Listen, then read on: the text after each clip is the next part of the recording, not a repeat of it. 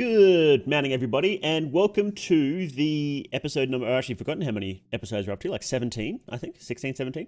Welcome to the next episode of the New Gods podcast, and today we have a very special guest, who's Salvador. Welcome, Salvador. Hi. Now, Hello. Salvador has been an artist in the Fear and Hunger community for a while now, over a year, I think. When did you start doing Fear and Hunger art? I honestly I don't remember. I mean, I remember that I started to do art for the game. Like I was already in the server for like um a year, but I just never interacted at all. But when Termina released it, I remember that the first playthrough that I did, I was playing with Marina, and then I just like got a villa, and I made Avella have the Almer sword, the blood sword spell, and I just like came with a wonderful idea of painting her like naked with the blood sword, and that's like the first fan art that I did of her. Um, and honestly, now I like at that time I wasn't. I was also trying to learn how to do poses and all of that, so it kind of has some mistakes on the shadows and whatever. And I ended up reusing that art, that Avella art, for the TTRPG. Okay, so it's in the files. Yeah. Is that the one where she's like looking at Pocket Cat? No, that's Okay. another one. That's the one is like is one where it's talking about limbs. The page where it's talking about limbs. You like Abella then? Is she your favorite character? Yeah. Honestly, yeah. Not only because I mean, not only because you know she's beautiful, but also because I really like that she has a caressing soul. It's like so cool that she has a caressing soul. I really like the concept of souls. Why do you like the caressing soul in particular? Because I don't know, I just really like kind people, you know, and to be born like with a kind soul that makes you be kind to people and be good to people is like I really like that. Yeah, I do wonder how the caressing soul, which is supposed to, it does feel like it's supposed to be like a kind soul. I wonder how that ties in with crafting, because like all of her skills are like throwing a wrench at somebody and. I mean, I think it's just because Avella like um it's a oh I forgot the word in English, a mechanic. So I think it makes sense because her work is like a mechanic. I mean, it's it's kind of like those things where the systems of the game does not make any sense on the lore. Yeah, it makes sense. Yeah, it's confusing, Yeah. and I just wish we had like Miro could at least explain it a little bit, you know? Never. That's 'Cause- never happening. We are never getting an that's explanation about never- anything. never happening. I know, but a man can dream. One day, maybe Fear and Hunger 3 will come with like a PDF document that just is like Miro's like lore doc. It just explains every little thing that he's ever thought of in there. And maybe it'd also give you a $3 billion. That'd be... Just for seeing through their bullshit, maybe, yeah. What? And like 3 winning lottery tickets and a hot wife. But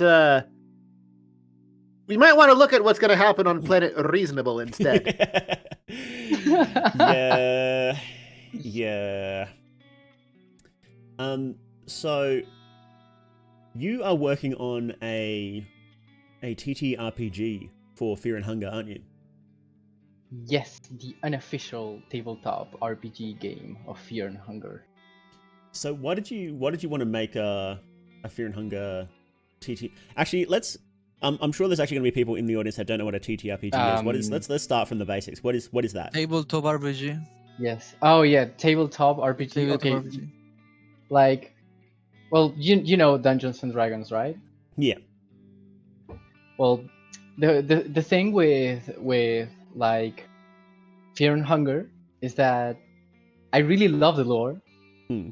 and like I thought that it could, like, what we have on the lore already works a fucking lot for a lot of context, a lot of different contexts, and like I'm pretty sure that Miro could make hundreds of games regarding the world of Fear and Hunger. Oh, absolutely. Yeah. Yeah, absolutely. Like there is like telling so little, he made a world that is so fucking big. It's amazing. And Yeah, it is really. It's really flexible, isn't it? Like, it's really easy to imagine a game set basically anywhere at any time, and you can see how it fits in with the existing lore, really well. yes, exactly. And the idea of making the TTRPG actually came after I played 2 sessions of of Morgborg. That's another system where we were playing on like an alternative universe of Fear and Hunger. Like Okay. it was really funny, and it was like it was really good. I didn't continue with the sessions. I'm sorry, but I really enjoyed the time I was there, and that's when the idea of making a Fear and Hunger TTRPG came to my mind. Okay. And it's funny because there are like some other systems that other people made, but what I've seen is that most of these systems weren't very much like translated from the game, but were like totally weren't trying to imitate the game. That's the word. Mm. And they were set for a specific campaign. So I just thought about making a system that was flexible and that could be used for a lot of campaigns. Like, I don't know, maybe around the time Almer was still a human, or like before Almer's ascension, or maybe even before that, when the sun god was there. um what more? I remember I also had an idea for a campaign. So like there is a mention of the sulfur pits. Yeah. Well, I thought about um, making a campaign. At some point, I thought about making a campaign around the sulfur pits. Maybe it's like a literal giant pit in a part of Jitaya that just goes down and down and down, like in a spiral case. And Oh, I that'd just be thought about interesting. making a campaign about it. Yeah, Yeah. and Kind of like how you go to the void in Fear and Hunger 1. It's like, it's supposed to be like a metaphorical place, but you literally go there. I was yeah, thinking it would be more like the God of the Depths in Fear and Hunger 1, where you find the God of the Depths like in a hole, like really far Yeah. down, really deep. Mm. That sort of like literalistic interpretation of mythological elements is kind of a thing that happens a lot in Fear and Hunger. It's very Bronze Age in its religious approach. yes, and I love that. It's just so amazing. And I think that's one of the reasons why I fell in love with Fear and Hunger. So when I started to make the tabletop game, I was being helped by some other people. I don't remember the name of one of the guys. I'm sorry, dude. I'm sorry, but He's never gonna forgive you for this. No, it's over. and He's Yeah. going to remember that. It's going on YouTube. It'll be there forever. It's Jover for me. Maybe It's I can help you absolutely remember. Jover. Who knows? I don't know. But the other person was this guy called I'm not sure if I can say his name. Well, I mean, you nickname. can. It's Sure, why not? Sippy the Cut. Sippy the Cut. And with them and the help of a few more other people that I don't remember their name too, Um, we ended up making like a draft, and honestly, looking back now, it was overcomplicated. Like I overcomplicated the system, and honestly, oh, it's a good thing that I left the TTRPG by that moment. Like I started making it, and at some point I just got tired of it and left it. And like a year passes, or I don't know, like 5 months or more. I don't remember that much. Sometime between 0 and infinity seconds passed. Yeah, yeah, exactly. And so I just came back to TTRPG, and now with my knowledge after the session of Morgborg, and also playing Dungeons and Dragons and other few systems, I just like started working on it again. And this time I just decided to make it more smaller than it was, and it was much more easy to work with it. Yeah, it must be easy to when you're designing a TTRPG to accidentally make it too complicated, especially when you're looking at a game like Fear and Hunger, where even in the source material there's just a lot of systems to draw on. Yes. So and like the main inspiration for making the system more simpler was actually Morgborg. You all of you should try Morgborg. It's really good, or at least give it a look. It's amazing. A lot of my friends have been talking about the guide looking a lot like that you said right now, Morgan. I have no idea what it is, but I heard it like over and over again. I was like, what the fuck is a Morgan? Is that like Ligma? I'm gonna get Ligma fast for this. Maybe get Ligma right now. Who knows? Morgborg is like a very simple system. I heard it's based on the second edition of Dungeons and Dragons, and basically it's a system where you like it's super simple. It's like I don't know how to explain it, but it's centered around a decaying world that is dying, and basically you make characters that are easy to make and very easy to kill. So like the whole goal is to see how much you survive before your character dies and you have to make another one. Yeah, I can see why that would be like inspiring for a Fear and Hunger TTRPG.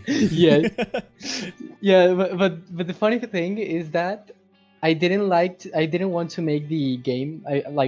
I wanted to make the TTRPG like hard, but I also wanted to make it a little bit forgiving, because in the end is not like you can go back in time and do stuff over again until you get it right, like the whole funny of playing role-playing games is that you have actions, and those actions have consequences, but you have even more creativity to take on your decisions because of the nature of the role-playing game. So in a way it's just like a little bit more forgiving, but also I try to make it I try to make it look like it's super forgiving, but at the same time it's super centered around inventory management. So would you say it's not that fatal compared to like the Yes. actual games, but you still like lose limbs and there's still like heavy consequences to choices, right? Yes, exactly. Okay. Like pretty much, like you can.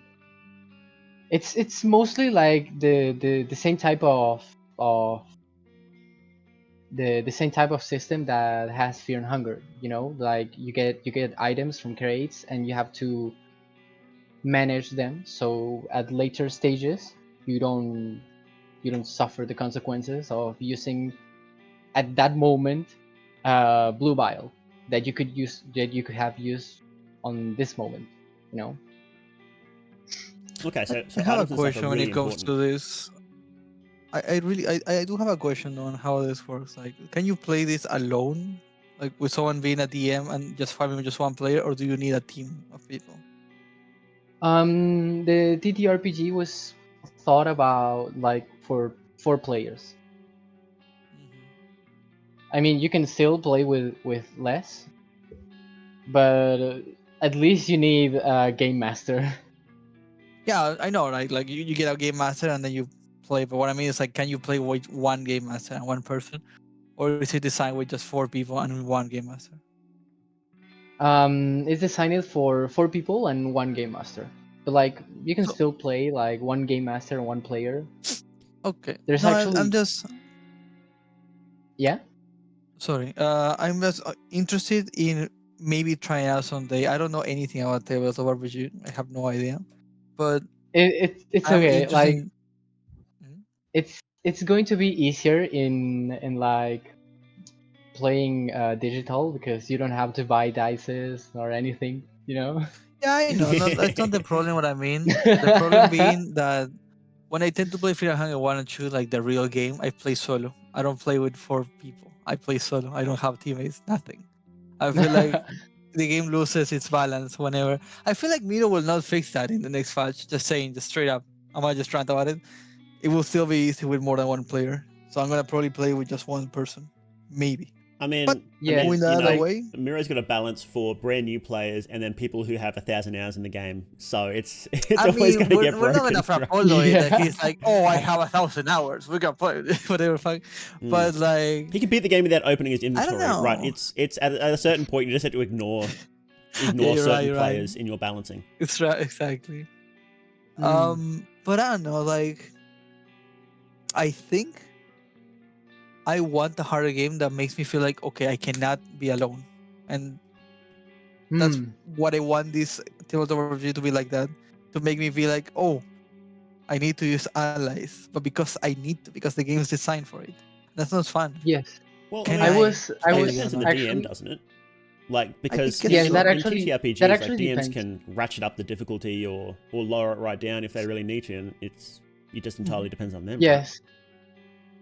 Yes, that mostly depends of the on the DM because like it's like I give you the system and you do whatever you want with it. And like as for example, when I play tested for like with some friends and had them like sometimes there would just be one friend, like one person, and they would like I would send them to a guard and they would die to the guard. Like yeah, it's like I'm trying to make it balanced. It's hard to balance it, you know. But from the play testing that I did, it's like nearly impossible for you to to survive. But at the same time, I had other people play tested with friends, and a guy did a play test with his friend, and he sent a crow mauler to the other guy's character, and he tanked the crow mauler alone, and it was like a like a recently made character. It didn't have any buff or anything, and the guy alone just tanked the whole crow mauler, and I was just how. And then the guy explained me like, well, these traits are like when you combine them, they give you a lot of finesse, so you can so a lot of the attacks of the crow mauler miss it because of that, and then that made me realize that I should nerf some stuff. So play testing is like very important for me. So Okay. I don't know too much about TTRPGs, but I've sort of like looked into it a few times, and there seems to be a bit of a distinction between like mechanical ones, like ones that are like really focused on numbers and rolling and stuff, and ones that are more focused on story, and obviously they all use bits of both, but are you focusing on one sort of aspect over the other? Does that make sense? I'm trying not to, but I think it's inevitable that I end up working more on stuff that is mechanical, you know, Okay. dice rolls, numbers, etc. Because I think it's natural for any TTRPG. Like you can set the like most of the rules of the universe of Fear and Hunger are already established, and like I just only have to translate them to the TTRPG because it would work basically the same. Maybe not all the stuff, but most of them work the same. Mm. Yeah, it seems like Like limb-based combat and the souls and traits and stuff like that would translate really, really well into a TTRPG. Well, because Miro started out like with a pen and paper game, didn't he? Like really early on, the first yes, Fear and Hunger game was a pen and paper game he played with his friends before it. Yes, I yeah, believe it was Lamentations of the Flame Princess because it has a lot of the similar thematics. What's that? What's Lamentations of the Flame Princess? I've never played it myself, but so I can't speak particularly too heavy on it. The only reason I've heard of it is because of some drama involving the creator. Isn't that always what happens? But it was designed to be, if memory serves, a grittier, darker version of 2E, essentially. Relatively modern. It's part of the old school retro clone movement. Might have been the one that kicked it off, in fact. But I mean, I'm not super into that whole branch of TTRPGs. Something I didn't know about it. Oh, sorry, you go.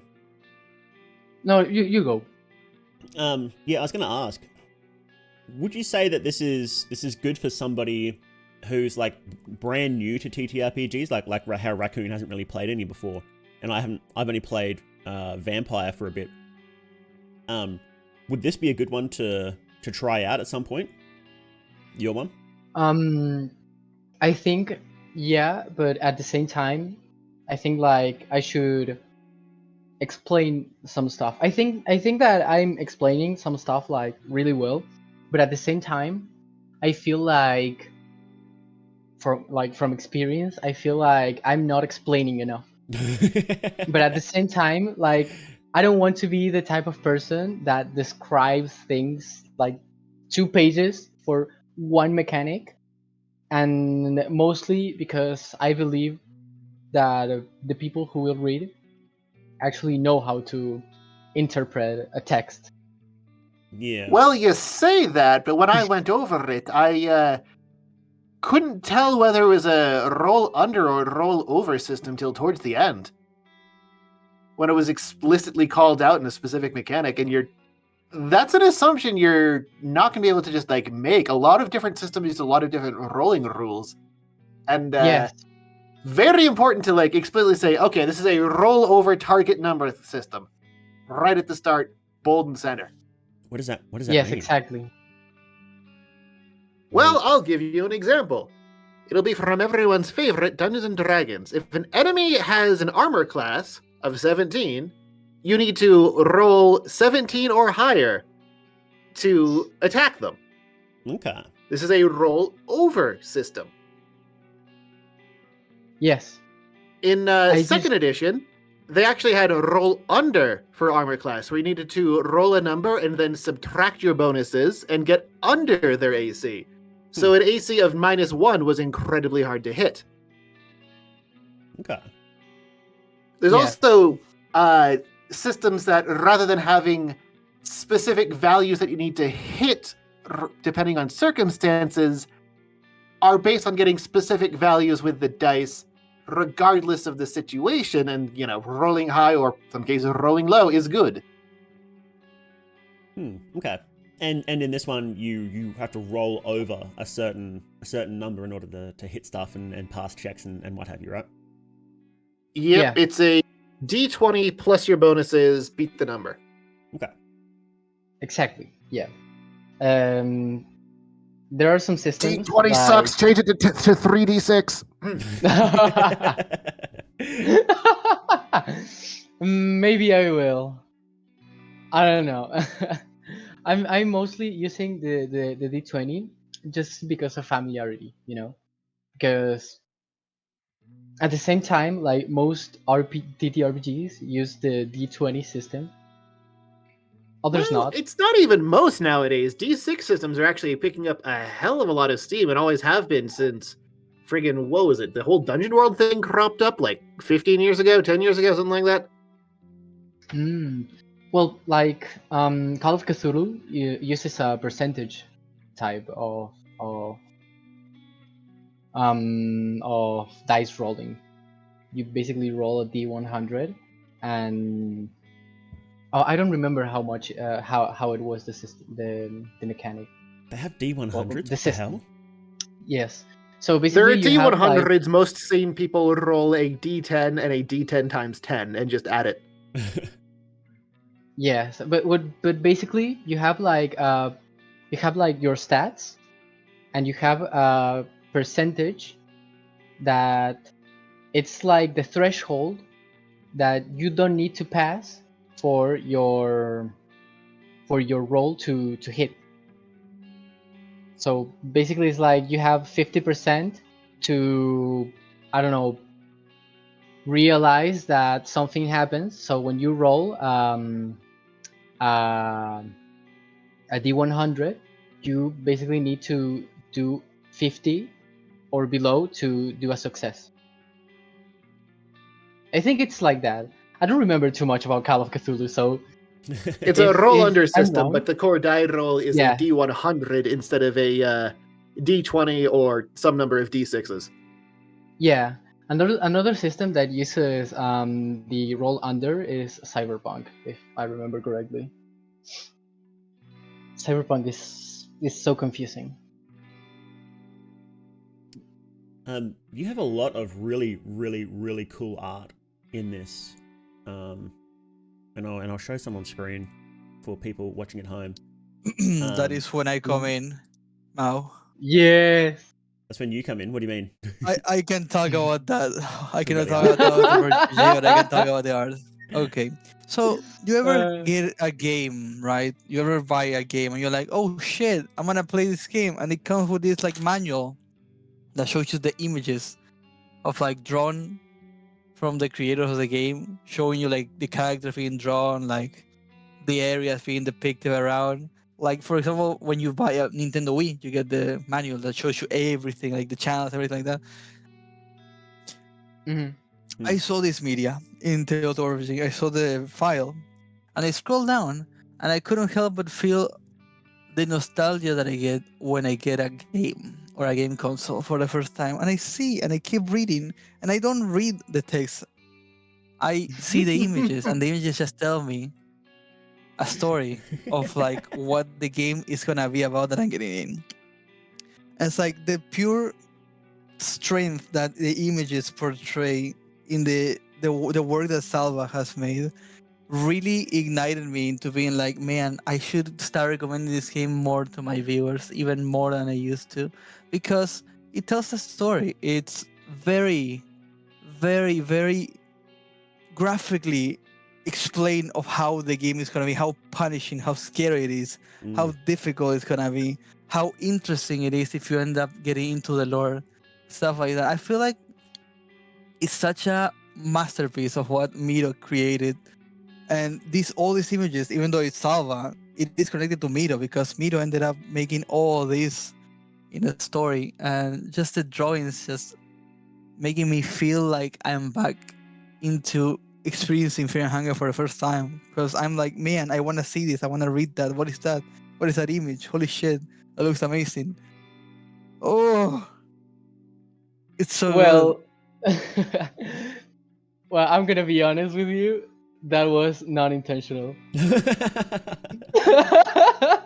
So how I come mean, I how come know, you of decided to do so course. much I cool art know. for it then? Like when I wanted to when I started to do the PDF, I was thinking about making cool art and adding like the text because it looks cool. Basically, it looks good, and I wanted to replicate that from the Morgborg book. But on a way, I basically wanted to make cool art. And honestly, I'm happy that you feel that way because it really shows that I'm getting good or something. I don't know, but I just feel like this is something like this wasn't I wasn't expecting this, you know. Well, then you don't expect this kind of stuff at times that you connect with other people's ideas. Like, for example, the Miasma screenshot. Like, that Yeah, that's image, sick. straight up, I can show It's anybody. I feel like anyone who is playing Fear and Hunger, I can show this image to them and explain to them what this does in the game, and it can connect an idea of being like, is this good for me? Should I take it? It's like, it just shocks the player in a way that it makes me, us, the player who doesn't know, want to know more. I want to pick up this item, want to connect it with me and be like, is it good? Is it bad? Should I take it? Why is it even there? I don't know. I like it. I like it a lot. Oh, that's cool. Thank you, man.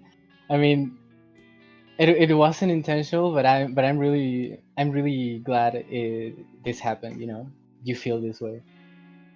I do have one criticism about the art though. And Tell me. And look, I'm a little disappointed that there isn't a picture of the new gods sitting around a table in the grand hall playing a TTRPG. Oh, you know, Such a good idea. Oh my god. you know.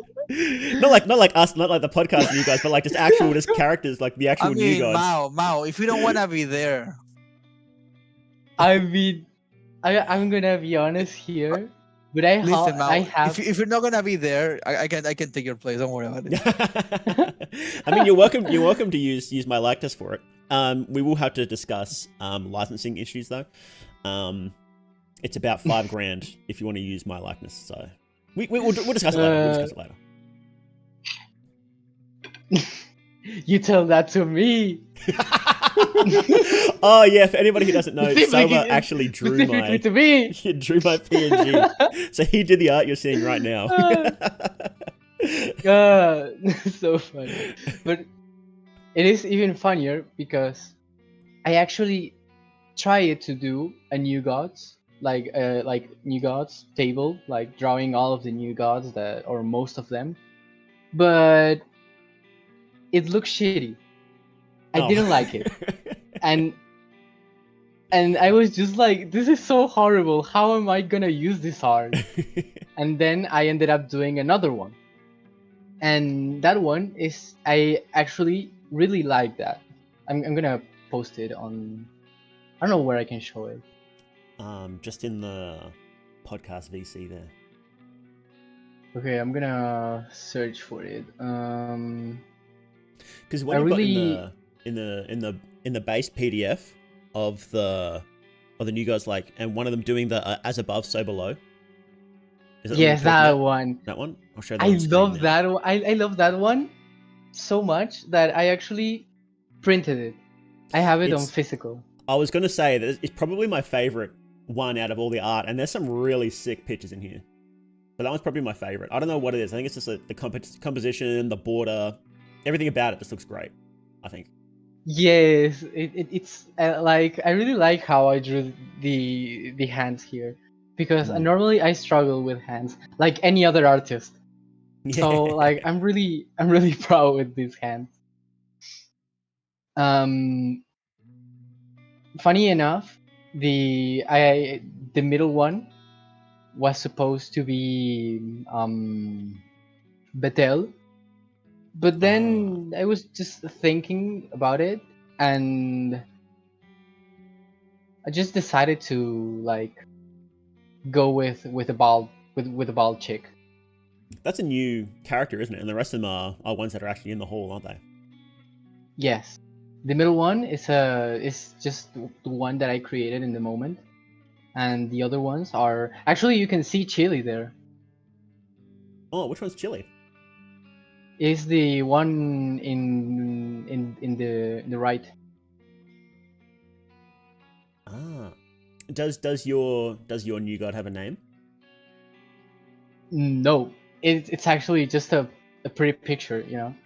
But Artist, never thinking, just drawing. yeah, just drawing. But maybe I can turn it into a character. mostly because I'm not really sure. Like as for now, I have worked on a lot of systems, but like I don't have anything planned. So suddenly, mostly because I don't know what to do. Sometimes I just get stuck into something and I cannot progress until something later comes down to my mind. But I never worked on the system of giving um how it is. I don't remember the English word. You Help can me say in out, Spanish, raccoon. Ofrenda.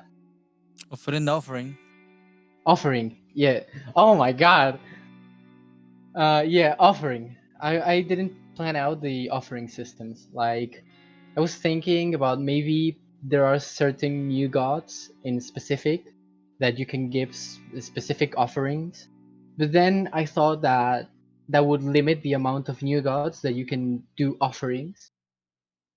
But then again, it's just like I'm thinking that this should be something that the game master should decide. Like, what kind of new gods are going to be on their campaign and work for the offerings of those new gods in specific, the game master himself. Yeah. Wouldn't it be Themselves. ideal to have a system for being able to quickly generate one on the fly? So that when the party throws the GM a curveball by offering something that they weren't expecting, being able to easily whip out an appropriate new god for that circumstance seems like it'd be a really useful tool to have. Yes, you Um, are a genius. it feels like being able to do that might be one of those systems that can completely screw a campaign. If you're like, oh, we're just gonna summon Heartless in the middle You of don't this. play Fear and Hunger, buddy. You don't play Fear and Hunger. You screw your campaigns left and right with glitches. Like, come on, man. That's actually a really good point. Yeah. Yeah, that's canon. Well, Morgborg has like some systems to make your own enemies, like rolling out dices. So I think I could do something like that for the new gods. If you want a good thing to rip off for that, look into the Dungeon World Dungeon Master's Guide, because they have systems like that in place for everything from enemies to town NPCs to entire towns to entire campaign settings. Wow. You can just show up to a Dungeon World game with nothing prepared and just wing it, and it'll be fine. And on the note of me being genius at designing tabletop RPGs, can I offer a suggestion for Miasma's mechanics? Yes. So the way you currently have it set up is that after half your mind, Miasma has bad effects. The thing is, both that mechanic and the amount of mind a player has are player-facing things. So it's functionally indistinguishable from a weapon that has a specific number of uses, rather than going to be a weapon that a player chooses to use and screws himself over with. Are you gonna say obscure the mind so they don't know what they have? No, I'm saying make it random. Random numbers is the loss of mind. No, make it so that each time you use it, there is a small chance that something bad happens. Something like But each time you use it, the chance of something bad happening gets more likely. Okay. oh, I think something So like open that breaks, the more you use it. Like rolling a d20, and every time you don't roll a 20 on the d20, add 1 to the next roll. yeah, that actually is a good idea. That creates an incredible sense of terror of the unknown to the player, and even that 5% chance is enough to get a lot of players to go, yo, we should not mess with this thing. Yes, but at the same time, I think that's like, I mean, that could basically make the weapon something that you stop using at a certain point and only use it when you are like on a hard situation. That actually seems a really good idea, but but no, but I was also thinking that I want Miasma to be a weapon that you forget that you forget that you are using and the consequences of using it, and because you forget, you get the consequences, you know. And I don't because it think that's also likely to Has it happen ever if it's something happened? that the player has to track. Each time they lose a mind point, they have to write that off on their sheet, Yeah. and they yeah, will that's actually see, very oh, right. yeah, I have Has it ever to stop happened using that this now. someone has forgotten about their mind? No, right? If they've forgotten about the mind and the effect that subtracts from their mind, Yeah, you kick that then player off the place. Like no way to play. Yeah, that's They right. dumb as shit. And actually, what I said it actually sounds like I forgot what I wrote, you know. You could do both. You could do both, where you also add every mind point that is lost to the roll as well. Yeah. One thing I yeah, can that's tell you essentially the though, way I was suggesting it. Salva, But have you? the Sorry. other reason I want to suggest this is because the actual horror of miasma in Fear and Hunger isn't that, at a specific mind threshold you kill your party. The scary It's part is that you don't know normally when that mind threshold is, or when it's going to trigger. yes. And then And it would from be- it's like you do know because you have to know for playing Because the you have game. 10,000 hours in the That's what game. they But say. Yeah, from what they say that Yeah, shit. exactly. I can hear already. But for an actual normal player, it's at some point this thing might cause them to go crazy, and depending on the path they take through the game, it might never do that. Mm. And the easiest Yeah. way to represent that mechanically is with some sort of roll. Yes, actually, I really like your idea. I'm gonna steal it, you know. Maybe instead of like whenever they use it, maybe it's like Um, whenever they enter a new area or after a certain amount of time, it rolls them. Oh, I would you say- know what? I think it could be something like those game masters, like when the game master does rolls the dice and the party doesn't know Yeah, why. yeah. what if it is good as well that if someone contradicts the miasma carrier, because what if you have the miasma and straight up everyone has to follow you, and that's a massive consequence of it. No one can say no, and if someone says no, you have to roll the dice I think that because it's would contradicting be. the miasma weapon. I'm not really sure because I feel like, well, you know that most TTRPGs are basically teamwork. So Yeah, that's what I mean. Exactly, and the most humble player should take the miasma because someone who doesn't, he will always agree with you, who you will always follow. That'll be interesting. That's a Like, who's the good way most to humble player? encourage friends to get into very loud arguments with each other and stop playing with each other. Exactly. Isn't that what TTRPG is right for? Maybe. If you do that, then you're going to have people that want to play a different game instead of the one that you're currently playing. Yeah. And that's Mhm. generally how it's going to shake out. What's going to happen is everyone's going, yo, screw playing this thing. Let's just go back to 5th edition. Damn. So, I mean, that's a great idea if you work for Wizards of the Coast, I guess. Don't they have the next edition coming out soon? Kind of. They originally wanted to make a new edition and not call it a new edition because they were scared it would impact sales. They want to do like a platform or something. And instead, they just after they proposed a bunch of ideas and everyone was like, wow, that's stupid. It's more of a rules patch that nerfs a couple of things and buffs a couple of things that I'll probably never play because they turned Smite into a bonus action. Sorry to hear, Jones. Also, Salva, question: are you going to turn this into a Spanish game at some point? Like, are you gonna translate everything to Spanish when you're done with the English part? I'm wondering. No. No. Okay. Nah, I'm joking. Yes, I'm going to. Actually, I will do the same. It's fuck translating. I hate it. Actually, I have someone that wants to translate it into Portuguese. Interesting. Yeah, and honestly, if anyone wants to do a translation to their native language, they are free to do so. Oh, I know a Spanish group of people who are very hardworking, which is the people who actually did the Fear and Hunger 2 translated patch that even translates Oh, the I know them. images to Spanish. Yeah, you know them. So they would more than likely be willing to help you out.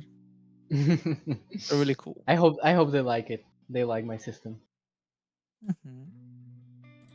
Mhm. So you said before that actually I wanted to ask, so is this designed to work like at any time? You said it can work anywhere in Fear and Hunger. Can it work any time? Like can it be used to play through, 1500s dungeon, but also play through, 1900s pre-Hevel? Can it like work with the different tech levels? Well, here's the thing.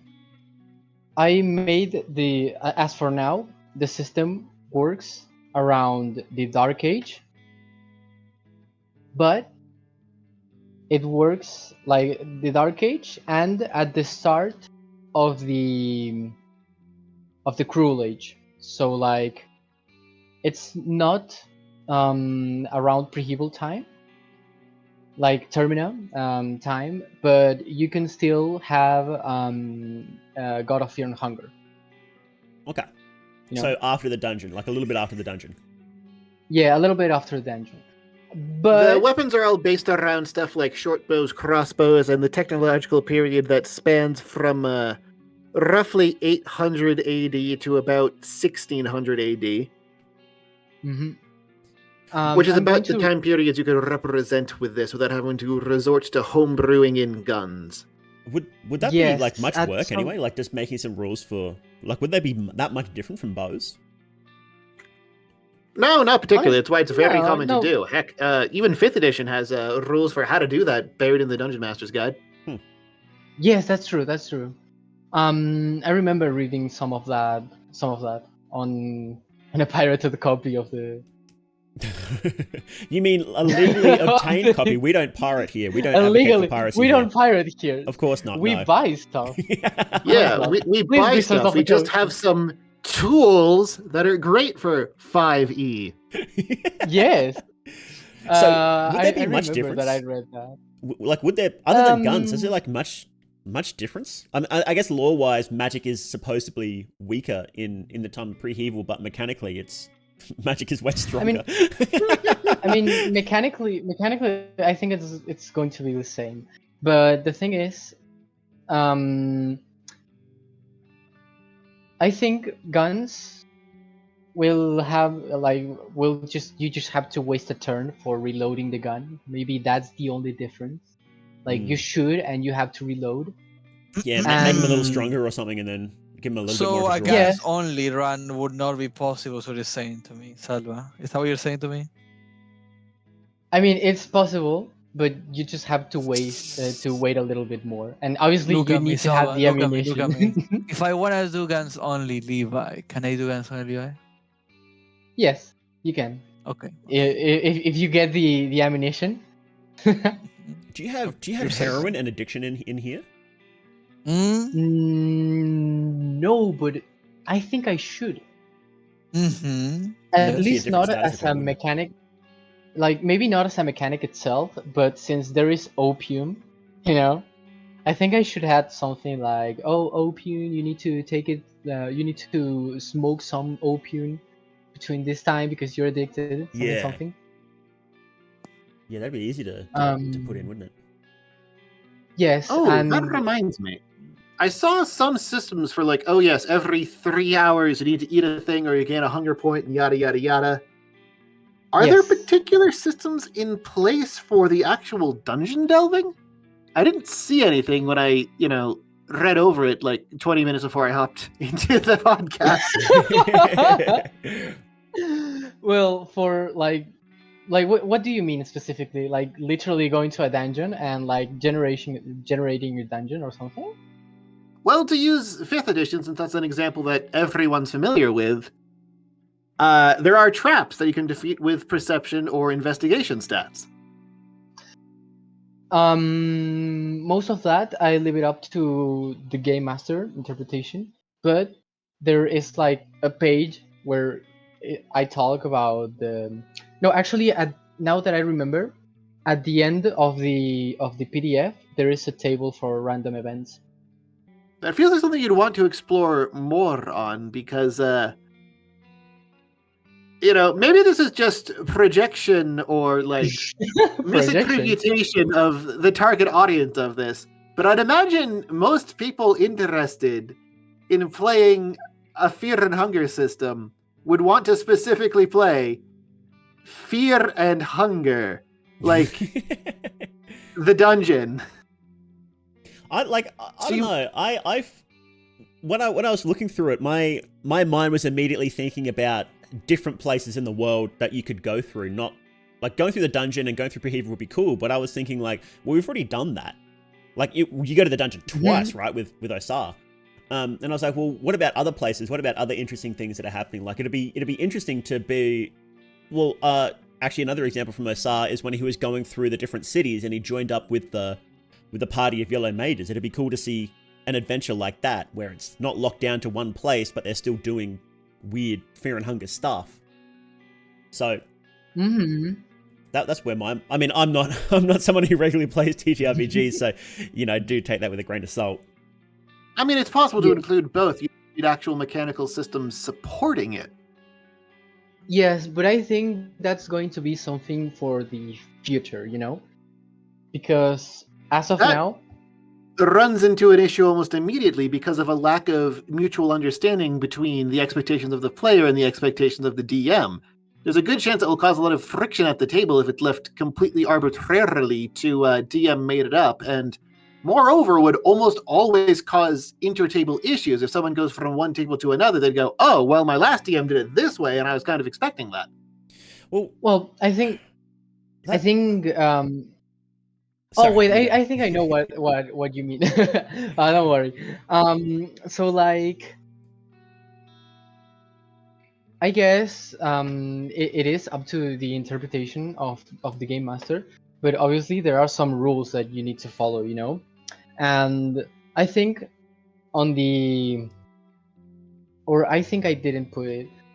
I will need to check, but on the page that is talking about the DCs, I think I add some examples of what could be considered an attribute roll or an attribute saving roll or something, and I mean, in the end, I think it really depends on the game master, but also I think you're right, and I should like give it You'll definitely want to provide some form of support for that, because yes, the games run in a system are almost always going to trend towards what the system naturally supports. The more you leave people out to dry and let them improv whatever they're doing, the less comfortable they're going to feel doing that. So I guess that sort of leads us to a question.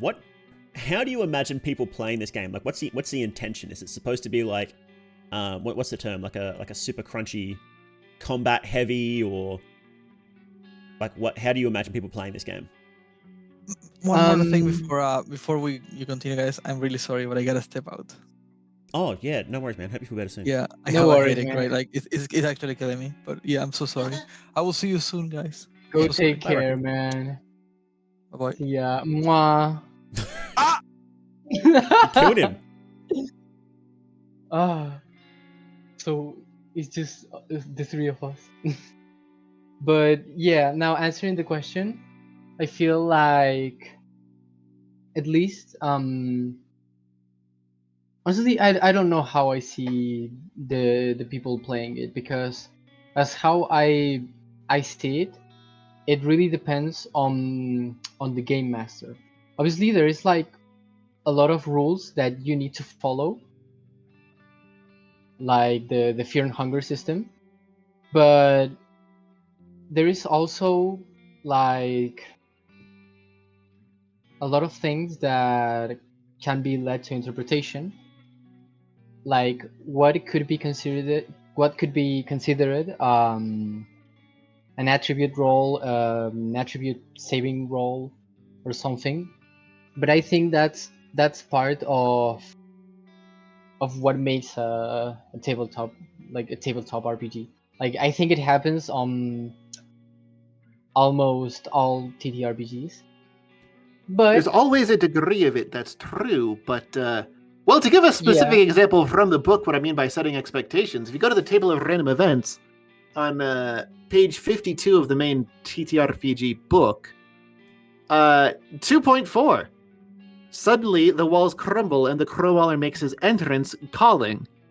yeah, that's that more for a dungeon. presupposes, one, that they're an area with walls, which would seem to imply that it's meant for crawling through a dungeon.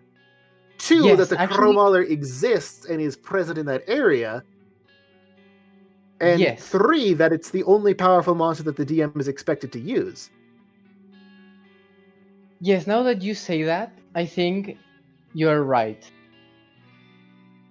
I think I should, but on another, but like talking about that, it's also hard to do random events. Like, Well, that's why I suggested looking at the Dungeon World Dungeon Master's Guide, because yes, I should do. Honestly, out of thank you for probably 15 years of doing this sort of stuff, I have never found a single system that has a better Dungeon Master's Guide. I guess what you could do is you could, instead of saying like Crowmauler or Needles, you could have a sort of designated chaser monster, because the games always do that. There's something big chasing you that you're not really supposed to fight, you're just supposed to run away from. So you could say, replace Crowmauler with, the monster that's chasing you appears around the corner, bursts through the wall, something like that. Well, what you can Yes, specifically do to add a bit of structure to the play is that you specifically call out that the DM is expected to make some sort of chaser enemy, probably give it a specific name, such as antagonist. Sure, let's go with that. Yes. And have them design it at the start of combat, or not the start of the game. Have it be foreshadowed a couple of times, and then when the DM thinks it's appropriate because the players have gotten their feet wet and are starting to get comfortable with the system, make it start appearing. And one of the things you can do would be setting up guides to specifically customize this type of enemy to whatever the DM is currently trying to generate. Yes, I will have to give it a look. Be sure to send me any all of this, because I might forget. Well, good news. You'll have an easy place to reference it because it's going to be on YouTube and Spotify. Yeah. That's right. I'm going to be so ashamed of hearing my own voice. You get used to it. Everybody hates their own voice at the start. But I then didn't. My voice is awesome. What the hell are you talking about? But I forgot what I was going to say. Fuck. Oh no, I said the F word. That's okay. It only matters in the first 5 minutes now. YouTube doesn't care after that. Oh, okay. Yeah, I forgot what I was going to say. This happens to me all the time. Oh my god. If it's worth remembering, you'll remember it. Don't worry. Yes. Well, I'll have to look upon that, because you make such solid points. I'll have to think about believe it or not, I actually used to take commission work for designing systems and oh my god, published a couple of homebrew systems. So I have more than a fair share of experience with this sort of thing. Wait, you made systems? I knew you were DM'd and stuff, but you actually made systems? Yeah. Oh, Mao is learning something new of all. Yeah. Oh my god. I don't talk about it particularly much, because if I go into too much detail about the system, you can find one of my past online identities. Yeah, I was about to ask, and I'm like, oh no, I shouldn't. There is something you don't want to tell us. But no, most of the systems I wrote were D6 based, just because they make probability so much more predictable. Yeah, I was going to say, when you were talking before about comparing D20 to 3D6, it would 3D6 would be really bell curve, wouldn't it? Because you'd end up with way more numbers in the middle. But yeah, a 3D6 system has the same averages as a single D20, but it has a much more pronounced bell curve, which means that small bonuses, like even a +1, can dramatically shift your expectations. It'd be way harder to get the maximum and the minimum numbers, wouldn't it? Yes. And I guess That's really interesting. you'd want that in the system where you get very few bonuses, right? Because if you got heaps of bonuses, it would just you just stack it really quickly. Well, that's all about the relative target numbers. If everyone gets a +10, but the average challenge is a 20, then well, it's the same as no one getting any bonuses and the average challenge being a 10. That's true, yeah. But it does make singular points have a outsized impact on what you'd expect. And it still has a similar number range from 3 to 18 versus 1 to 20. So you don't have to update the DCs particularly much. No, not really. I did have a couple of very specific questions I wanted to ask. Oh, yeah. So, I was just curious about the terminology because, again, I'm not very familiar with this stuff. It says with the Penance armor, it says it prevents any kind of action that needs to use your body. And I was just wondering what that meant. I have an idea, but I thought I might as well ask, right? I think it's poorly worded, but basically, your flesh, like your naked body, like I don't like. You know how the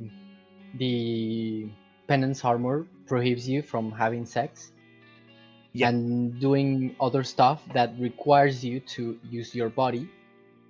Oh, well, okay. Most of that stuff. Yeah, like the harvestman can't grab you when you've got the Penance armor on. Yes, cannot touch you there. Yeah. So I guess it would have positives and negatives in the world of Fear and Hunger. Basically, Sylvia and you could Richard probably phrase that as negates anything that requires skin contact. Oh yeah. Yes, actually, yeah. I'm noting that. So this would also particularly allow you to have like beneficial effects such as when this ring is worn touching the skin versus when this ring is worn. Yes. So something like a leechmonger ring would obviously need skin contact, but you wouldn't be able to actually put it on your skin. Yes.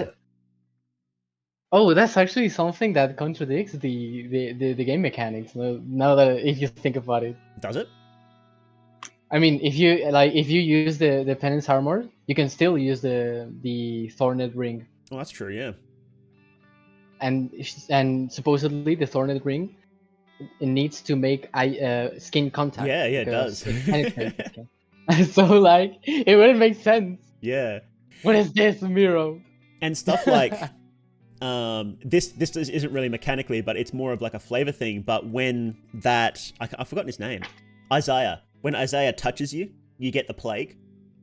Like he wouldn't be able to actually touch you then if you're wearing the full skin contact armor.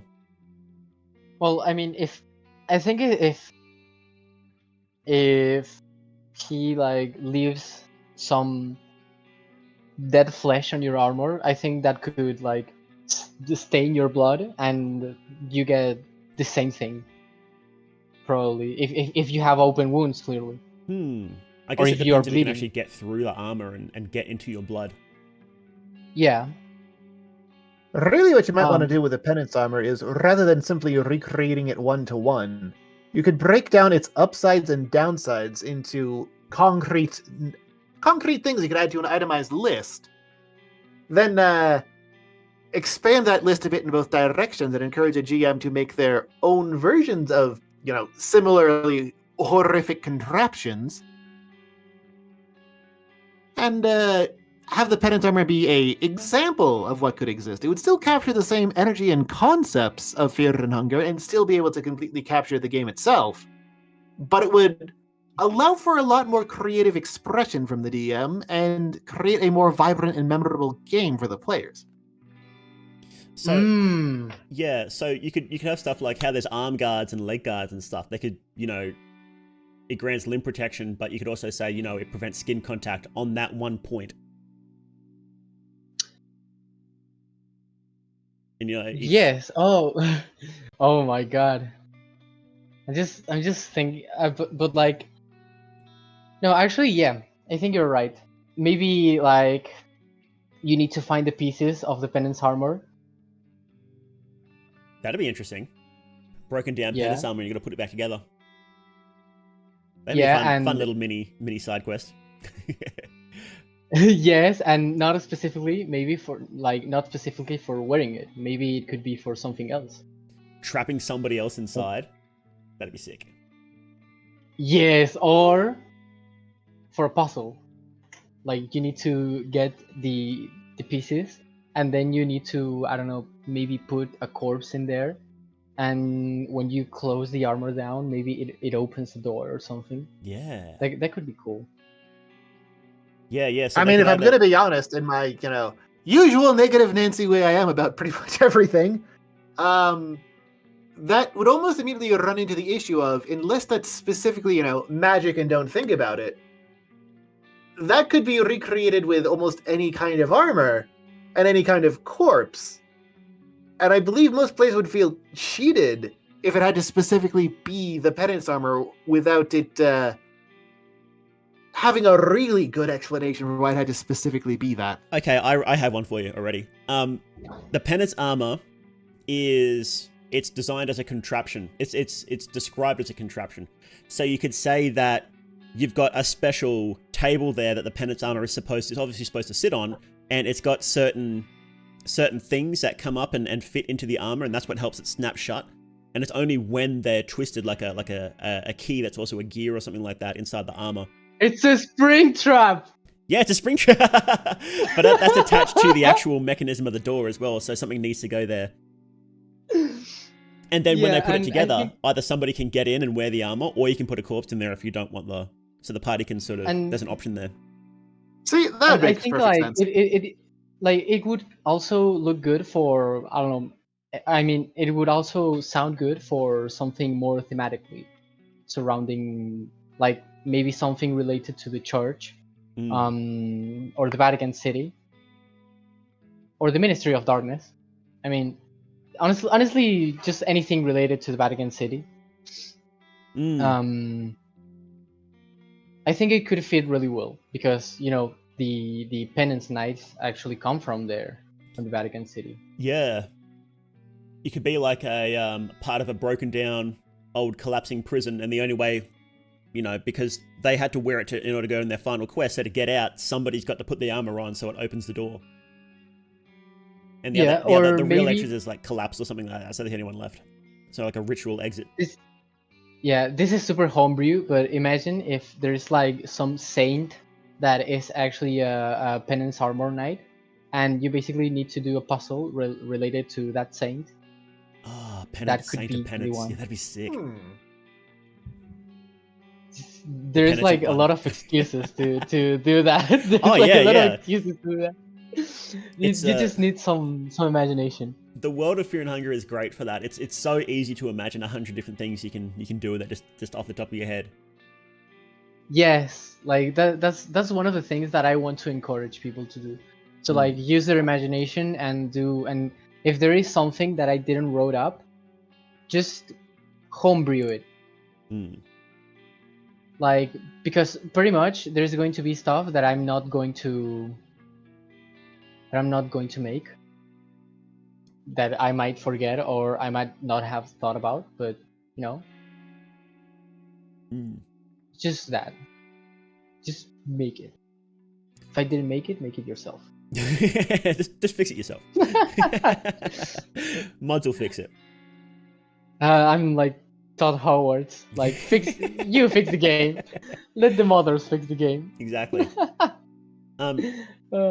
So I was looking at the section about soul stones, and maybe you mentioned this somewhere else, and I just didn't see it, or I forgot. But it says if you use a soul stone on a party member, you can't bring them back to life. Is there like a mechanism for bringing characters back to life in this game? Yes. I mean, you can use necromancy. I mean, like the most basic one is necromancy. Yep. Which using on a player character gives you the gold trait. I think it's called like that. I don't remember how I called it. but basically you turn into a ghoul. Okay, so you And play as a then- ghoul? Yes, I mean a more humanized version of a ghoul because the player character is special, and basically another way of going back to life. I think it's by Rebirth of the Beloved and Magna Medicinal, and basically all the canon ways of going back to life. Okay. Oh, yeah, of course, Um, Magna. Yeah, I forgot about that. Magna yeah. Medical. Yeah. And I think like if you steal the soul of someone, then there are like ways of bringing someone back that gets limited. Like pretty much you could still use Rebirth of the Beloved, but the other ways of bringing someone back will not be possible.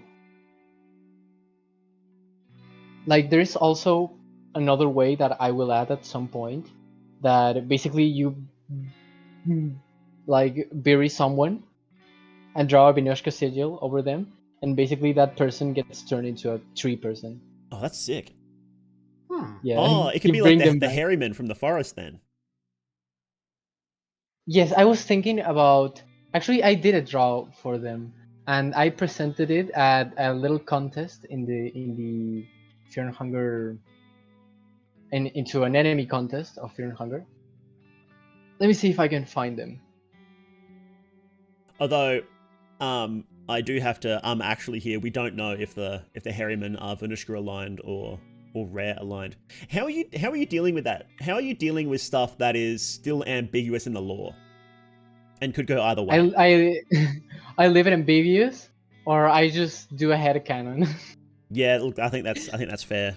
Because there's Like, just a lot of stuff we don't know, right? or I just leave it as literal as I can. Yeah. It's one or the other. Yeah, I feel like that's the best way to do it. Yeah, and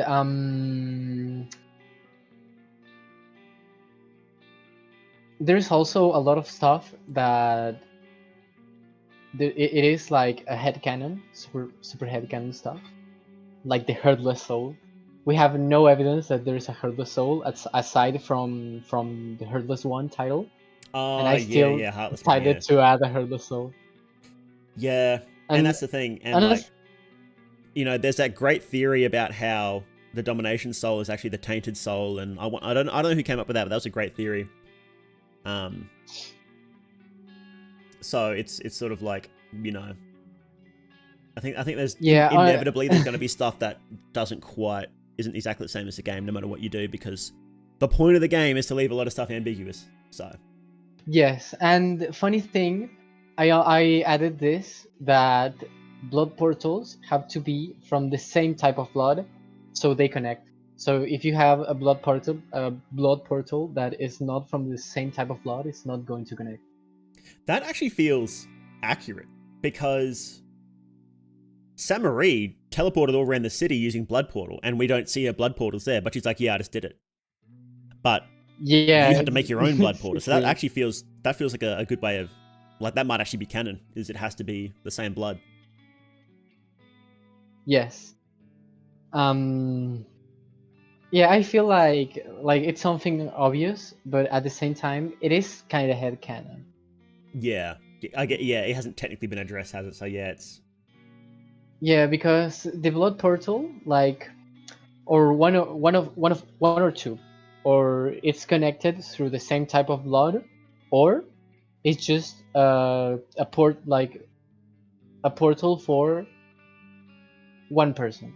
Yeah. But that doesn't make sense because we get teleported with everyone. Yeah, Like, having a all portal the for just party one gets person would probably be teleported. pretty awkward in a team game anyway. Yeah. So I have no other option. Yeah. Um. Yeah, Yes. I think. Oh yeah. Oh, Yeah. sorry, you guys. I was going to change topic. What were you going to say? No. You Oh. ask. I was just gonna say something redundant, anyways. Okay.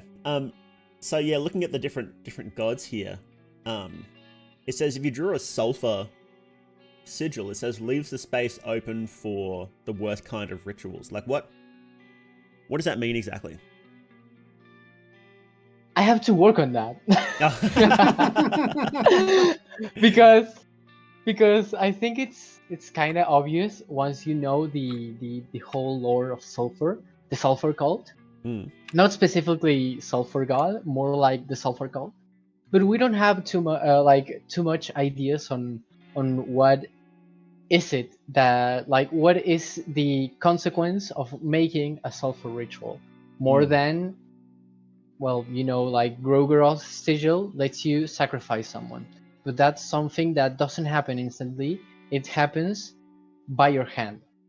It doesn't have an instant effect, like the other type of ritual circles. Can I suggest something for a sulfur ritual? Yes. Based on the only explicit sulfur ritual we've even seen is the one where Dan's father-in-law sacrifices his daughter for himself. So, what I would suggest is that if you draw it out, and then you kill another person on that circle, then when you die, you get resurrected as a sulfur cult member, like needles and stitches. Something like you have another chance of life. Yeah, and you get hardcore and you get evil, but you're back to life again. Yes, and maybe you get some stat ups or something, because you have like the fear and hunger sigil, which in this case, instead of giving you a free save, it gives you a chance to not die, basically. Ah, yeah, that works. So I would have to see how to change it so it's not like the same with a paint over. Yeah. But like some other ideas that I had for rituals was the white mold. I'm pretty sure, I'm not really sure how the white mold is related to the sulfur. To Nobody sulfur is. light. Yeah, but I'm really sure that it's connected somehow. It is. I don't know how, but we just don't know is. how. It's just like nobody knows how it is connected, and it's like Miro will never give us give us an answer. So I think just for the headcanon, I can add it as like a white mold ritual. You get, I don't know, maybe there is a white mold trait. Maybe you get that trait and you became a danger for everyone. Maybe it opens up a portal to Rare's realm, and it summons neighbors into the area. So if you want to nuke an area, you can just draw that and leave, and then come back later, and there's just neighbors everywhere. Oh, it seems awkward though. Yeah, it seems awkward. Like I wouldn't do the rare thing, but I would totally do something like you draw the sigil and you do like some kind of sacrifice, and basically the sun nukes that place, and sun scorches everyone into neighbors. Could be that if you draw it and then you kill. Every time you kill somebody, someone else gets transformed, or every time every corpse you've killed in the area gets transformed into a neighbor or something like that. I think the issue is we don't really know how it works. So yeah, so it's just all out of the blue, Yeah. I mean, not knowing how it works can absolutely be a strength in a tabletop setting, because you can create opportunities for the DM to fill in the blanks with his version of events. This is actually something that went into heavy consideration when Keith Baker was developing the Eberron setting. He offers 3 contradictory explanations for a lot of the major villains, and then tells the DM, figure it out. This is just what people know, and it may or may not be true. And it may be a 4th thing that you can come up with. Yes, exactly. That's one of the things that I want to do for the game. To leave like most not everything, but to leave the bases so the game masters can do whatever they want. You know, obviously this is going to be super awkward because a player might not have the same, like if they play with another game master, they might not have the same type of gameplay. But I think that's something that the game master and the players should talk. I Yeah. mean, first because we're all adults, but secondly because I think that's like what should be the norm. It's like on all game masters work differently, Mm. and I think it's like a social contract that the players make with the game master that should be respected, and there is stuff that the player can like um, decide upon themselves, and there is stuff that the game master decides. Yeah. You know? It could be like Think of something a- like, summons the attention of the Sulfur God, which means it summons white mold, or it summons neighbors, or it summons a Sulfur cult member that will now appear in the game. It could be like 3 different options that show up like that whenever you do this specific ritual. Yes. I was going to say it would be cool for a campaign that you're basically, I don't know, some detective or something, and you go to a little town that is filled with secret sulfur cultists, and they are going to sun scorch everyone, and you need to stop them before they do. Mm. That would be a cool campaign, I think.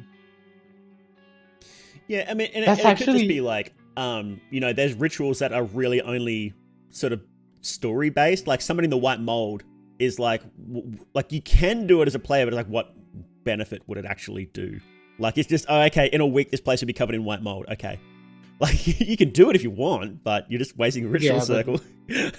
Yeah, why do it? Like there must be something that happens, like, or well, more than that happens, something that affects the players. Well, no, I feel. think it's fine to have those rituals that are like, this is sort of like a long term thing, because that's what it seems that ritual that happened in the White Mold Apartments was. Like he slaughtered his neighbors, and then the White Mold grew over time, and he opened up a portal to Res Realm, and it's like that seems to be what the point was. That's what he wanted to do. And is there anything in that would help the players in any way? Like, kind of not really, but you can still do it if you really want to. Yeah, that's one of the issues with game structure versus narrative structure. If the game is based around doing things like that with an expected time scale on the order of weeks, an event that takes weeks to unfold, well, you can do that just fine. It can be a core part of gameplay. But if the game is structured around, moment to moment where hours matter, and you have to ration out food per hours, you run into the issue that it exists, but it's mostly there in wasting paper. Yeah. A lot of spells in every edition of D&D had stuff like that. Yeah. Yes. So it's like, it's complicated. Yeah. That's But leave that I for the guess- DMs, I think. Yes, but I think it's cool to have stuff that it's only narrative at all, that it doesn't like do something good or bad for the players. Yeah. And even so, we might just say this, but probably a player will find a use for the white mold. Yeah. I just feel like the player, like based on what we know about it, a player will ultimately find a way of use it practically. Yeah. I mean, it happens everywhere. It happens on any fucking system. You could say that, like, when you do that ritual, we're probably spending way too much time on this one specific thing, but I'll just say this. I don't It care. could be like you draw it and you do the ritual, and then in a few hours, the room that it's drawn in is covered in white mold. And if there's a corpse in there, it gets transformed into a neighbor. Yeah, or well, I mean, you don't turn into a neighbor, but you totally get white molded when you sleep on the bed. Like, Yeah. you get covered in mold. Maybe. Well, the other thing you could do would be make it a trade-off where you gain affinity with sulfur and the ability to do things related to sulfur, but whatever Yeah. area that you drew that circle in is now basically just hosed, and it's suicide to go in there. Yes, A big sulfur affinity like, boost. and funny thing is that you start to get sleepy when you are in contact with the white mold. So maybe you can scarp it some white mold and use it as a to like kill someone. Use it creatively to do that. Like you scarf some of it and you place it under someone's face, and they get molded and they start to sleep, and Oh, that'd be interesting. basically Yeah. they die sleeping.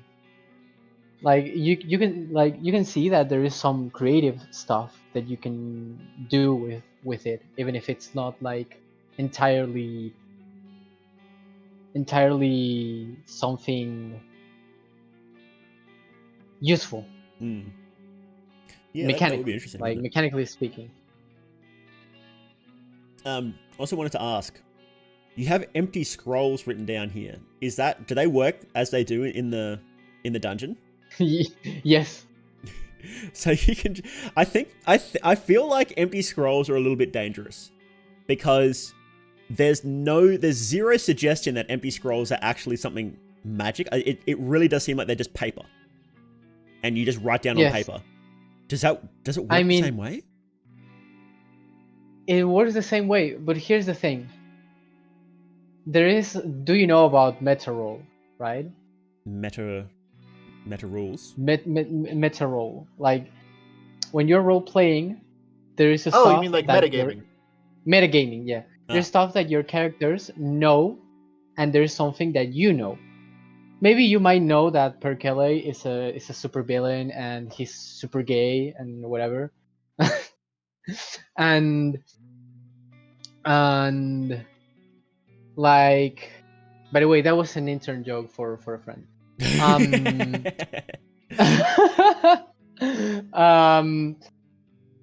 So, but in the end, your character doesn't know that. So you cannot use your real life knowledge of the enemy on your character, because that would be metagaming. You need to have an excuse for your character to actually know about Percolate. If maybe they had an encounter in the past, or maybe something like that. But if it didn't happen, then your character doesn't know Percolate, or at least doesn't know enough. So But same what logic happens applies when to... some min-maxing asshole, also known as me, shows up with a backstory that's, deeply involved with, say, the Sulfur cult or the Depth cult or whatever the heck, and uses that as a justification for what's just a more long-winded version of metagaming? I would, if I was your DM, I would say do an enlightenment check, and I would choose a difficult DC.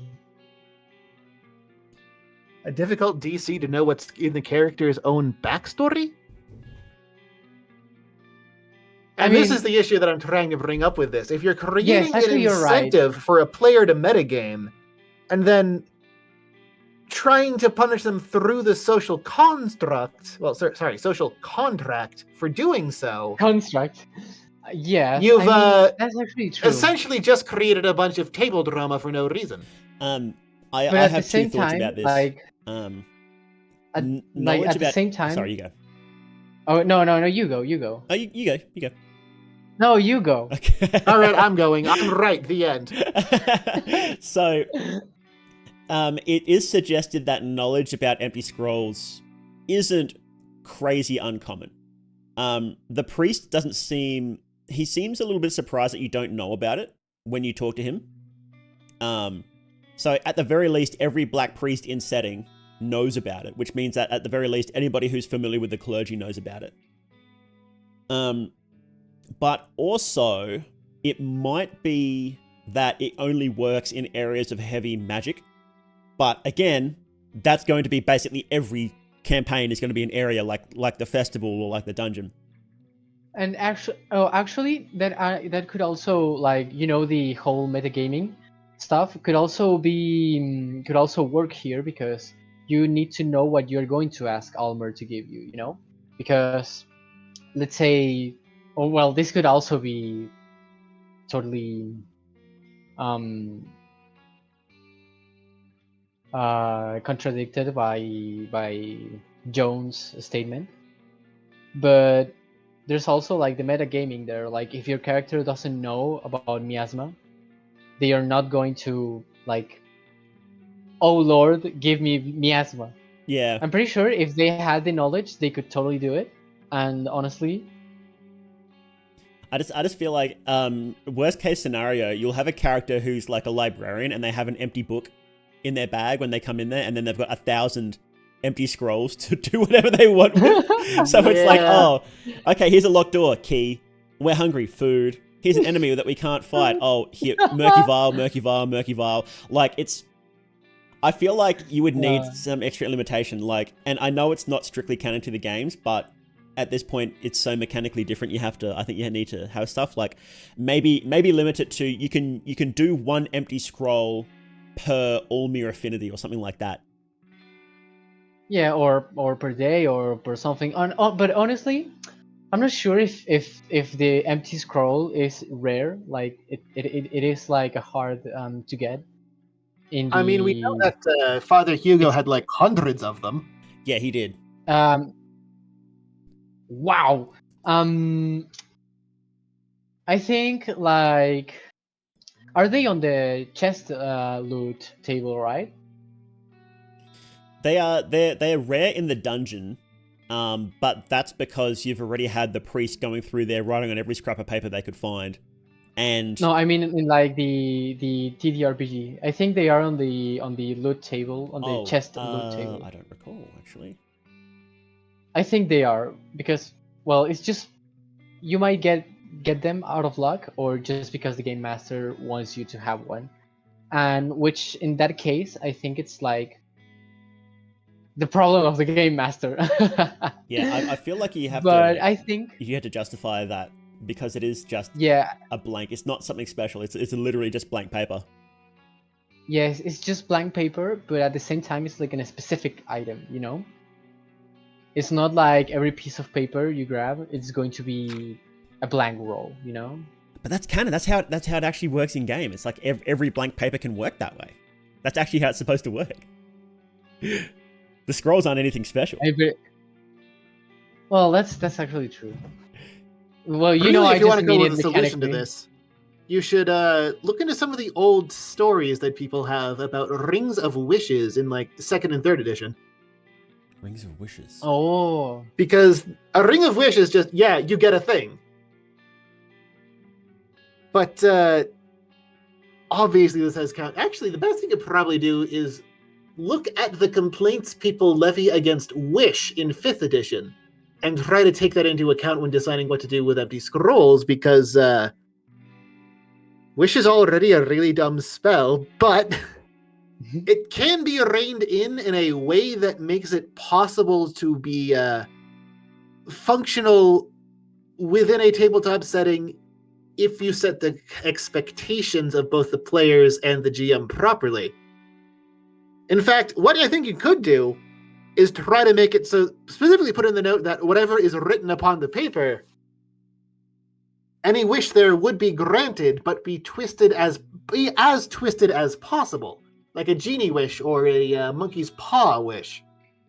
Well, I was thinking maybe, like, about maybe living it out of the loot table and make it like a specific item. Maybe instead of being just a normal paper, normal paper, it's just like a specific type of sacred papers or something. Yeah, blessed scrolls. Yeah, I Make it- mean, there's a make it- reason Muro left them at Termina. Yeah. Yes. There is a canon And, reason for like- that though, because magic is fading, and so they don't work anymore. Ooh. So, like, I was thinking that, well, it's mostly an Almer thing. So I guess it's like the real Almer, like the real Almer is fading, which could be one of the reasons why the Sulfur God is actually getting more and more powerful. He's getting more and more powerful because the new gods have been funneling him sacrifices for the past 100 years in the world wars. Yes. I actually talked about it in my upcoming video. My fucking god. But I feel like, because like leaving it as a type of a specific item, because not every paper is a blank scroll, you know. Like a paper could be blank, but it's not a blank scroll. Yeah. Maybe you could say like it has to be special paper that's blessed by the Vatican or something like that. Yeah. So that's why it's rare out here, because, you know, getting it from the Vatican on the other side of the world is kind of difficult. Yes, and talking about that, I think it could also be used for puzzles and stuff like that. Blank scroll would delete most puzzles, I think. Yeah. Yeah, I mean, but like, oh Lord, like teach phase making a step. puzzle. Okay, puzzle deleted. Yeah, do you have phase step? Is phase step in the game? No, Why not for not? now. Have the character Because be I didn't make insta-gibbed if they get it wrong. If they phase step wrong, and there's always like a 10% chance of it just instantly failing, and you just get insta-gibbed. Actually, that reminds me, I saw in the rules during the combat structuring that it said that running is an attempt. Well, attempting to run costs an action, but repositioning is free. Is this a game meant to be played on a grid, or is it theater of the mind, or what? What? Which part confused you? Sorry, I didn't hear you at all. I'm sorry. Okay. I saw in the combat section that it said repositioning in combat is free, but attempting to flee is an action. What does repositioning in combat actually entail? Is there a grid-based system? Is there theater of the mind with positioning affecting certain things? Well, this is mostly like, you can totally play it with a grid. I have to write down the rules for like movement. I didn't do it because I forgot, and second, because this works with meters, but it's basically the same as feet. Like 1 square is 1 meter. It's just like that. But the thing is, like, you can I played the system with some other friends. I did like a one shot, and you basically can move around, but you cannot run out of combat.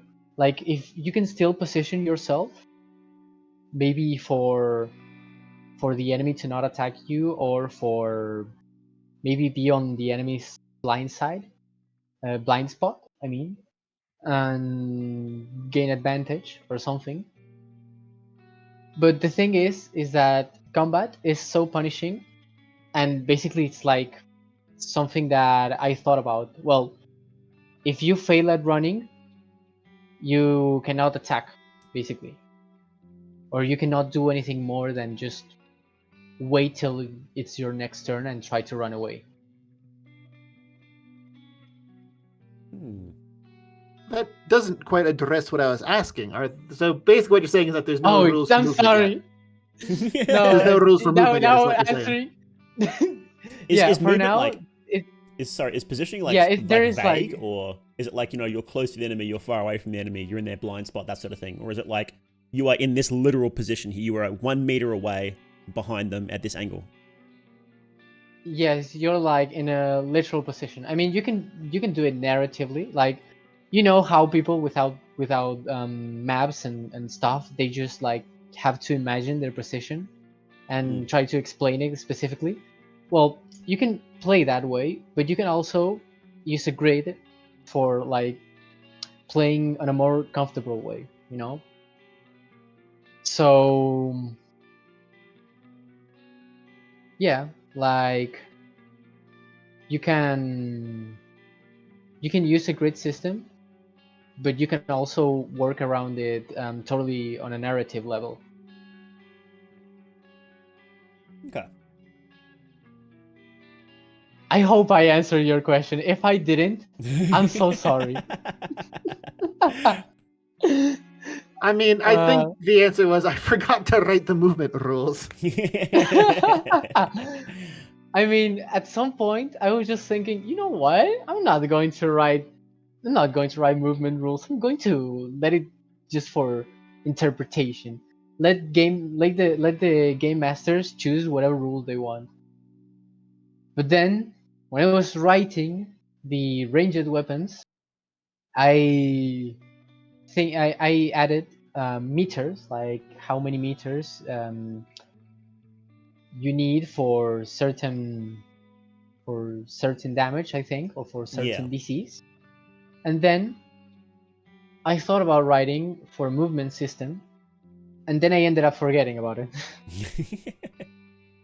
So I will have to once again want to look into the way Dungeon World handles this, because rather than having discrete meters, they have basically eyeballing it. The ranges are about as far as you can throw a baseball, or about as far as you can be heard when shouting. And it simplifies things a lot, speeds things up, makes it easier for the DM to adjudicate whatever needs to be done. Basically, what I'm saying is you should just play Dungeon World. It's honestly, really informative. It's one of the best written systems for learning how a tabletop system actually works under the hood.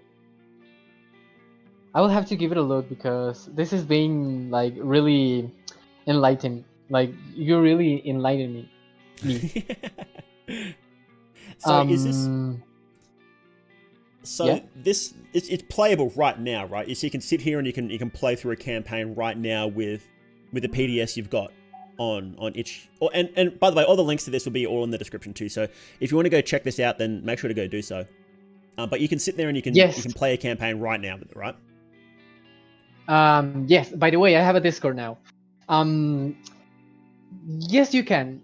There is some stuff that it is lacking, obviously, but pretty much whatever is not written, you can homebrew it.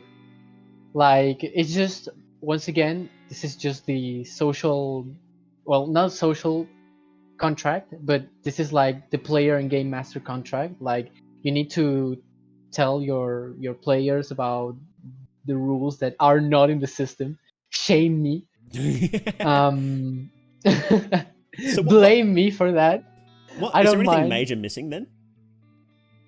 I think I'm not really sure, because as I said earlier, sometimes I tend to forget about the important stuff, and I need people to give me their feedback so I realize something, because there's stuff that I forget and there's stuff that I don't that I don't even think about. And it's not when someone tells me that I just realize about that. And that's when I start to work on that. And it's really, that's why feedback is so helpful, and that's why I encourage everyone who plays it to send me feedback. Yeah. So yeah, it's like totally playable. As I think it's totally playable. If it's not and it's missing something important, please do tell me. I will try my best to make it playable. But yeah. Yeah, that's sick. Do you have any other questions, Bones? No, I got everything I needed out. Yeah. Did you have anything else you would like to say about it, Salva, before we wrap up? I didn't think about that, to be honest, but I would love to. I would love to say something more, but I just don't know what to do, what to say. It's just like, well, one thing to say is that thank you for inviting me. Oh yeah. I hope like everyone who sees this gives it a try and tell me their feedback. really important. And I hope that it's good enough for you guys to keep on supporting me. Not specifically like financing. I don't mean that. No, send Salva money. Send him money right now. I honestly I would need the money, but I won't beg. I won't beg. I'll beg for you. Please send it, please. Thank you. So yeah, like I really want to do the TTRPG that not only I enjoy, but that a lot of people enjoy, and that gets played by a lot of people. Like I want to do a good product, and so yeah, that's it. I think that's it. Yeah, so if anybody wants to check it out, again, the links will be in the description. I'll link the Discord as well, so if you want to find other people to play with and give feedback, like in person, then you'll be able to do that there. And I'll link Salva's Twitter account too. Yeah, thank you very much for coming on. This looks pretty sick. The art I love the art in particular because, I'm not that much of a pen and paper head, but the art is just rad too, and you got the whole PDF is full of art too, so it's pretty sick. Oh, thank you so much. I'm working on making everything more easy to read. So oh god, yeah, I saw one of those pages had like 16 different fonts on it. Yes, actually, yes. I'm trying to limit myself on the amount of fonts now. So yeah, I'm going to be working on making everything more readable, on trying to make everything be more pretty, and yeah, that. All right, thank you for once again. Thank you for inviting me, and I don't know. I hope I don't know. I can be here some other time. It's been really absolutely fun. Had a lot of fun today. Thank you very much for coming on, and we'll see you guys next time.